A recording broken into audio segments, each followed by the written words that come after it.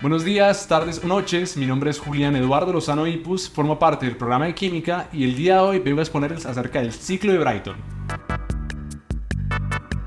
El ciclo de Brayton, concebido inicialmente por George Brayton en la década de 1870 para su implementación en motores reciprocantes que quemaban aceite, ha evolucionado hasta convertirse en un componente fundamental en las turbinas de gas modernas. Estas turbinas emplean el ciclo de Brayton, en donde tanto los procesos como de compresión como de expansión tienen lugar en maquinaria rotatoria. Premio Nobel, Otto. Premio Nobel.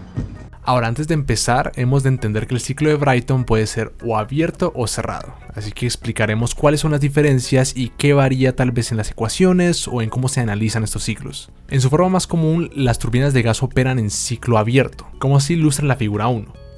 En este proceso, el aire fresco es introducido en el compresor a condiciones de temperatura y presión ambiente. Una vez dentro, este aire es comprimido, lo que eleva su temperatura y presión. Luego, este aire de alta presión se dirige hacia la cámara de combustión, donde el combustible se quema a presión constante. Los gases resultantes que se encuentran a altas temperaturas son dirigidos entonces a la turbina, donde se expanden hasta alcanzar la presión atmosférica, generando así potencia. Los gases de escape son finalmente expulsados hacia el exterior sin ser recirculados, lo que clasifica este ciclo como un ciclo abierto. Pero como mencionamos anteriormente, esto puede funcionar en ciclo abierto o cerrado, así que el ciclo de turbina de gas puede ser moldeado como un ciclo cerrado también, como se muestra en la figura 2. Utilizando suposiciones de aire estándar. En este caso, los procesos de compresión y expansión permanecen sin cambios. Sin embargo, el proceso de combustión se reemplaza por la adición de calor a presión constante desde una fuente externa, mientras que el proceso de escape se sustituye por el rechazo de calor a presión constante hacia el aire ambiente. Ahora, a continuación, en la figura 3, podemos ver un diagrama PV en donde se explica cómo funciona el ciclo de Brayton en un ciclo cerrado. Entonces, primero, en la admisión, el aire frío y la presión atmosférica entran por la boca de la turbina. En el compresor, el aire es comprimido y dirigido hacia la cámara de combustión mediante un compresor, movido por la turbina. Puesto que esta fase es muy rápida, se modela mediante una compresión adiabática, como podemos ver en la línea verde de A hacia B. Luego, en la cámara de combustión, el aire es calentado por la combustión del queroseno. Puesto que la cámara está abierta, el aire puede expandirse, por lo que el calentamiento se modela como un proceso isobárico, como podemos ver en la línea B a C. Ahora, en la turbina, el aire caliente pasa por esta a la cual mueve. En este paso, el aire se expande y se enfría rápidamente, lo que se describe mediante una expansión adiabática, como se puede ver en la línea de C a D. Finalmente, en el escape, el aire enfriado, pero a una temperatura mayor que la inicial, sale al exterior. Ahora, técnicamente ese es un ciclo abierto, ya que el aire que escapa no es el mismo que entra por la boca de la turbina, pero dado que sí entra en la misma cantidad y a la misma presión, se hace la aproximación de asumir que es una recirculación. Y bueno, en este modelo el aire de salida simplemente cede calor al ambiente y vuelve a entrar por la boca ya frío. En el diagrama PV que estamos mostrando, esto corresponde a un enfriamiento a presión constante, como se puede ver en la línea de D a A. Ahora, en cuanto a los principios fundamentales, el ciclo ideal que el fluido de trabajo experimenta en este ciclo cerrado es el ciclo Brayton, el cual está integrado por 4 procesos internamente reversibles. Entonces, vamos a explicar cada uno de esos procesos. Tomando en cuenta la gráfica anterior, podemos dividir los procesos de la manera siguiente. La compresión 1-2 del ciclo representa la etapa en la que el aire experimenta una compresión isentrópica en el compresor axial.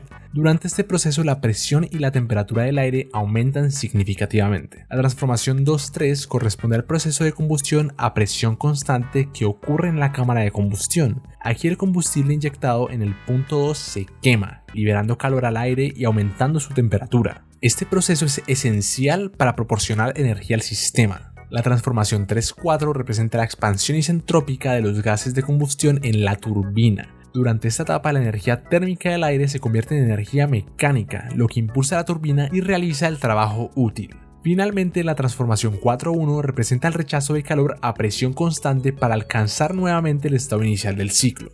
En esta etapa, el aire enfriado cede calor al entorno mientras se mantiene a presión constante, preparándose para comenzar un nuevo ciclo. Este proceso completa el ciclo termodinámico y permite que el sistema vuelva a su estado inicial para comenzar el siguiente ciclo. En cuanto a la energía, los 4 procesos del ciclo de Brayton anteriores se ejecutan en dispositivos de flujo estacionario, lo que significa que el fluido de trabajo pasa continuamente a través de ellos sin acumularse. Por lo tanto, se debe analizar cada proceso como un proceso de flujo estacionario.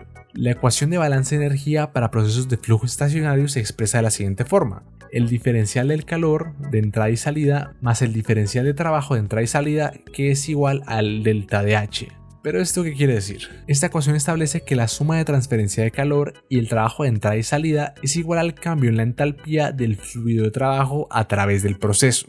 La transferencia de calor hacia y desde el fluido de trabajo puede expresarse de la siguiente forma. Esta ecuación nos permite calcular la transferencia de calor en función de las entalpías del fluido de trabajo en la entrada y la salida del proceso. Aquí podemos ver en donde se explica la ecuación del calor de entrada y el calor de salida, donde C sub P hace referencia a la capacidad calorífica a presión constante. Ahora podemos hablar del rendimiento. Entonces primero expliquemos la eficiencia térmica del ciclo de Brayton ideal. La eficiencia térmica del ciclo de Brayton ideal, bajo las suposiciones de aire estándar frío, se calcula como la diferencia entre las temperaturas absolutas en la entrada temperatura 1 y la salida temperatura 3 del ciclo, dividida por la temperatura absoluta en la entrada del ciclo temperatura 1. En cuanto a las relaciones de presión, los procesos 1 a 2 y 3 a 4 del ciclo Brayton ideal son isentrópicos, lo que significa que la presión en el punto 2 es igual a la presión en el punto 3 y la presión en el punto 4 es igual a la presión en el punto 1. Como se puede ver en la siguiente ecuación. Entonces, al sustituir estas ecuaciones y simplificarlas, obtenemos la expresión de eficiencia térmica del ciclo, donde tenemos la relación de presión y la relación de calores específicos del fluido de trabajo. Ahora, bajo las suposiciones de aire estándar frío, la eficiencia térmica del ciclo Brayton ideal depende tanto de la relación de presión de la turbina de gas como de la presión de calores específicos del fluido de trabajo. La eficiencia térmica aumenta con ambos parámetros, lo que también ocurre en las turbinas de gas reales. Aquí en la figura 4 se muestra una gráfica que representa la eficiencia térmica del ciclo Brayton en función de la relación de presión para un valor específico de la relación de calores específicos del aire denotados como K. En este caso se utiliza K, que es igual a 1.4, que es el valor típico de la relación de calores específicos del aire a temperatura ambiente. La relación de presión en este contexto se refiere a la relación entre la presión en la entrada de la turbina de gas y la presión en la salida de la misma. Esta relación de presión es un parámetro importante en el diseño y la operación de las turbinas de gas, ya que afecta directamente la eficiencia térmica del ciclo. La eficiencia térmica del ciclo Brayton se ve afectada por la relación de presión. En general, a medida que la relación de presión aumenta, la eficiencia térmica del ciclo también tiende a aumentar. Esto se debe a que una mayor relación de presión permite una mayor expansión del fluido de trabajo en la turbina, lo que resulta en un mayor trabajo realizado y por lo tanto una mayor eficiencia. Las principales aplicaciones de las turbinas de gas son la propulsión de aviones y la generación de energía eléctrica. En la propulsión aérea, las turbinas de gas generan la potencia necesaria para el compresor y un pequeño generador, y producen gases de escape de alta velocidad para impulsar la aeronave. Además, se utilizan en centrales eléctricas estacionarias, a menudo en combinación con centrales de vapor, donde los gases de escape sirven como fuente de calor para producir vapor. En aplicaciones navales, las turbinas de gas ofrecen alta eficiencia térmica y potencia, con tiempos de arranque reducidos en comparación con otros sistemas. Muchas flotas navales modernas utilizan turbinas de gas junto con motores diésel para combinar eficiencia y potencia según las necesidades de velocidad y consumo de combustible. En conclusión, podemos decir que el ciclo de Brayton destaca por su alta eficiencia térmica, lo que le hace ideal para la generación de energía en plantas térmicas y la propulsión de aeronaves. Su diseño flexible permite adaptarse a diferentes condiciones, mientras que la investigación continua impulsa mejoras en su rendimiento. Además, el ciclo de Brayton tiene un impacto ambiental significativo, lo que ha llevado a un enfoque en tecnologías más amplias y sostenibles, como la captura de carbono y el uso de biocombustibles.